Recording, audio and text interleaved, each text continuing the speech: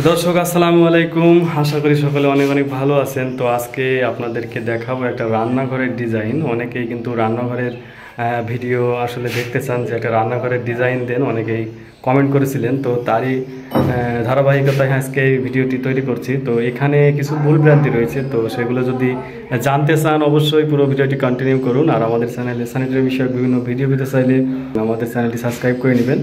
আর ভিডিওটি ভালো লাগলে অবশ্যই একটি লাইক করে যাবেন। দর্শক, এটা হচ্ছে সেই রান্নাঘর। তো এই রান্নাঘরটা আসলে আপনার মানে বিল্ডিংয়ের আউটসাইডে, অর্থাৎ বিল্ডিংয়ের সাথে না, বিল্ডিংয়ের ভেতরে নেই, এটা বিল্ডিংয়ের বাহিরে। তো প্রথমে আমি আপনাদেরকে এটার আসলে ভেতরের অংশ এবং আপনার এটার যে বারান্দা রয়েছে সেটি দেখাবো, এবং কত ইঞ্চি বাই কত ইঞ্চি বা কত ফিট বাই কত ফিট জায়গা রয়েছে সেটিও দেখাবো। তো এটা হচ্ছে দরজার মুখ।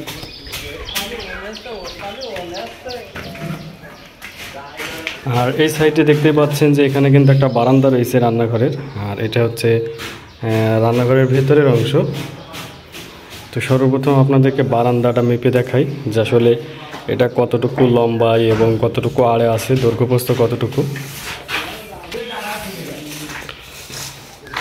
তো এই বারান্দাটার দৈর্ঘ্য রয়েছে এখানে আছে 11.5 ফিট এবং এটার প্রস্থ আছে 5 ফিট।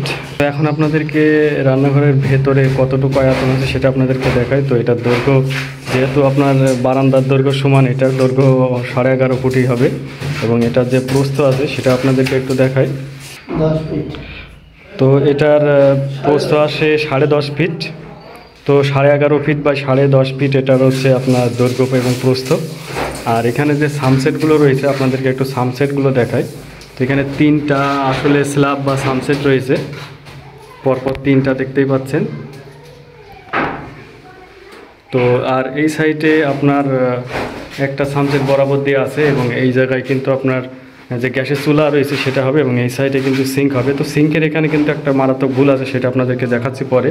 তো তার আগে আমাদের সামসেটের মাপগুলো আপনাদেরকে দেখাই। সামসেটের ফ্লোর থেকে যে হাইট আছে, মানে প্রথম যে সামসেটটা সেটার আপনাদেরকে দেখাচ্ছি। 2.5 ফুট। পুরো 2.5 ফিট আছে, অর্থাৎ কত ইঞ্চি? 27 ইঞ্চিতে আছে। আর এখান থেকে আবার এটার যে গ্যাপ, মানে একটা স্ল্যাব থেকে আরেকটা স্ল্যাবের যে গ্যাপ সেটা আছে আপনার 20 ইঞ্চি, এবং এটাও কিন্তু 20 ইঞ্চি আছে। আর আপনার এটার যে প্রস্থ, স্ল্যাবের যে প্রস্থ আছে সেটা আছে 17 ইঞ্চিতে, 17 ইঞ্চি।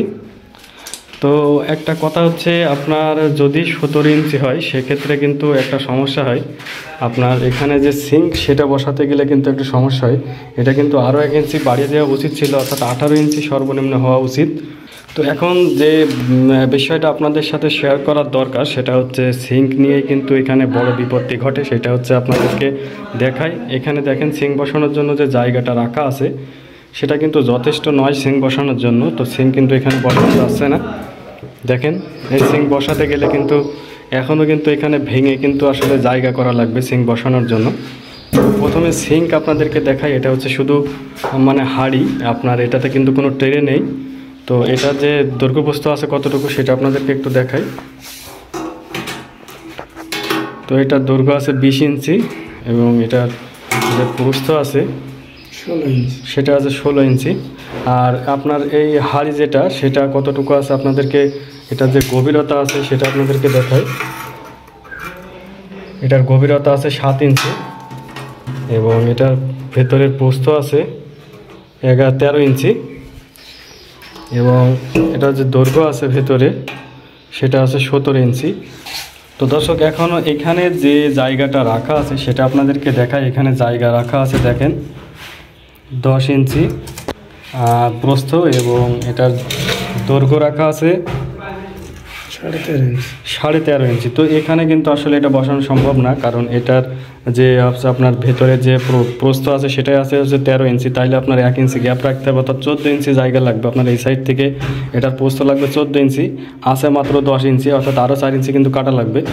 আর এই সাইড থেকে কিন্তু এটার মানে দৈর্ঘ্য আছে 17 ইঞ্চি ভেতরের। তো কিন্তু এটাও কিন্তু 1 ইঞ্চি গ্যাপ রাখা লাগবে, সেই জন্য লাগবে 18 ইঞ্চি, যেখানে জায়গা আছে 13.5 ইঞ্চি। তো এই ভুলটা কিন্তু বিশাল মারাত্মক ভুল। এখন যদি আমরা এটা ভাঙতে যায় দেখা যাচ্ছে যে এর ভিতরে যে রড আছে সেগুলোও কাটা লাগবে। আবার যদি এই সাইডে ধরা পড়ে তাহলে কিন্তু এটা বাড়ি দিলে কিন্তু অনেক সময় ফেটে যায় এমন জায়গার থেকে, কিংবা এটা কিন্তু ভেঙে পড়ে যায়। এটা কিন্তু একটা বিশাল বড় সমস্যা। তো রাজমিস্ত্রি ভাইদের কাছে আমার অনুরোধ থাকবে, আপনারা যখন এই জায়গাটা রাখবেন বা জায়গাটা করবেন, সর্বনিম্ন আপনার হচ্ছে 16 ইঞ্চি বা 18 ইঞ্চি কিংবা আপনার হচ্ছে 14 ইঞ্চি, মানে এই দিক থেকে আপনার 14 ইঞ্চি রাখলেই হবে। 14 ইঞ্চি রাখবেন, 14 ইঞ্চি এটার হচ্ছে প্রস্থ। আর হচ্ছে আপনার এই দিক থেকে 18 ইঞ্চি কিংবা 17 ইঞ্চি রাখবেন, তাহলে কিন্তু এটা আপনার আর ভাঙা লাগবে না, একেবারে সুন্দরভাবে কিন্তু এটা বসে যাবে। আর দর্শক, এর ভেতরে কিন্তু আপনি দেখতে পাচ্ছেন কোনো আপনার যে স্বাভাবিক যে চুলা, মাটির চুলাগুলো, সেগুলো কিন্তু বসানোর কোনো জায়গা করা নেই, শুধুমাত্র এই জায়গায় কিন্তু গ্যাসের চুলা হবে। আর বারান্দায় আপনি দেখতে পাচ্ছেন এখানে কিন্তু ঢাকা রয়েছে, এটা কিন্তু একটা মাটির চুলা বানানো আছে, এই জায়গায় কিন্তু মাটির চুলা হবে। আর এর পাশে কিন্তু এমন জায়গায় ঠিক এই কর্নারে আপনার এই জায়গায় কিন্তু একটা পানির ট্যাপের লাইন হবে, যেটা থেকে থালা বাটি আপনার মাজা হবে। এবং নিচেই কিন্তু আর কোনো এই খোলে কিন্তু কোথাও কিন্তু নিচে ট্যাপের লাইন হবে না, সিঙ্কের নিচেই কিন্তু অনেকেই ট্যাপের লাইন দেয়, তো এখানে কোনো ট্যাপের লাইন হবে না, সরাসরি শুধুমাত্র সিঙ্কের লাইন হবে। তো সিঙ্কটা আমরা যেটা বললাম এখন সামসেট কাটবো এবং এটা আপনাদেরকে দেখাবো যেটা কীভাবে বসালাম, এবং পানির লাইনগুলো আপনাদেরকে দেখাবো যে কীভাবে আমরা লাইনটা করলাম। আরেকটা বিষয় সেটা হচ্ছে আপনাদের এখানে দেখতেই পাচ্ছেন যে ফ্লোর কিন্তু অলরেডি ঢালাই দেওয়া হয়ে গেছে, যেটা কিন্তু একটা ভুল হয়েছে। আপনার পানির পাইপটা এখনও বসানো হয়নি, পানির পাইপ বসানোর আগে ঢালাই দিয়ে দিলে কিন্তু আসলে পানির পাইপটা বসানোর একটু সমস্যা হয়। তো দর্শক, দেখতে পাচ্ছেন আমাদের সিঙ্কের যে জায়গাটা রাখা ছিল আগে আপনার এই স্ল্যাবের উপরে, সেটা তো আপনাদের দেখিয়েছিলাম। তো এখন আমাদের দেখতেই পাচ্ছেন যে আমরা যে জায়গাটা করেছি বা কেটেছি সেইটা কতটুকু আসলে বাড়ানো লাগছে সেটা আপনাদেরকে দেখাই। এখন টোটাল কতটুকু আছে, তো এখানে আছে 14 ইঞ্চি, আর এই সাইডে আছে 18 ইঞ্চি। এই যে দেখতে পাচ্ছেন 18 ইঞ্চি। তো এটার টোটাল যে মাপ চলে আসলো 18 বাই 14 ইঞ্চি। তো এখন আপনার এইটা যদি বসানো হয়, দেখেন একদম কিন্তু ইজি বলো, এটা ইজি বসে যাচ্ছে। তো আপনারা যদি রান্নাঘরে আপনার এই সিঙ্ক বসাতে চান তাহলে অবশ্যই এই 14 ইঞ্চি বাই 18 ইঞ্চি জায়গা কিন্তু অবশ্যই রাখবেন, তাহলে কিন্তু এইটার ভাঙা লাগবে না, ইজিভাবে কিন্তু বসাতে পারবেন। এখন আপনাদের এখানে যে জিনিসগুলো দরকার সেটা হচ্ছে পানির লাইনটা আপনাদেরকে দেখায়। এখানে দেখতে পাচ্ছেন যে আমাদের একটা পানির লাইন রয়েছে, অর্থাৎ এটার যে আপনার পানি আসবে সেটার ব্যবহারের জন্য কিন্তু এখানে একটা পয়েন্ট দেখতে পাচ্ছেন।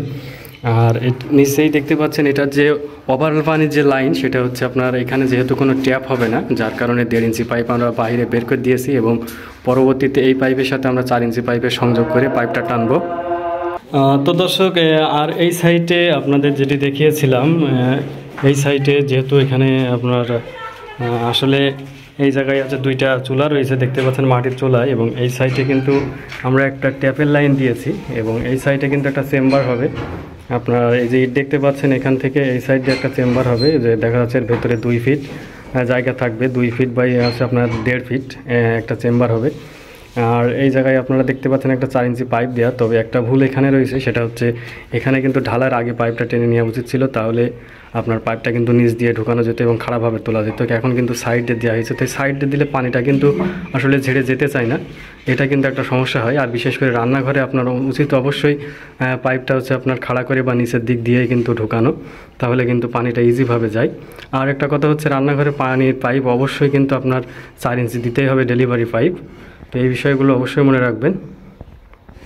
আর এখানে যে ট্যাপটা আছে তো 18 ইঞ্চি উচ্চতায় রয়েছে। তো দর্শক, এই ছিল আজকের ভিডিও। তো কেমন লাগলো ভিডিওটি অবশ্যই কমেন্ট করে জানাবেন। আর আমাদের চ্যানেলে পরবর্তীতে স্যানিটারি বিষয়ে বিভিন্ন ভিডিও পেতে চাইলে অবশ্যই আমাদের চ্যানেলটি সাবস্ক্রাইব করে সাথেই থাকবেন। আর ভিডিওটি ভালো লাগলে অবশ্যই একটি লাইক করে যাবেন।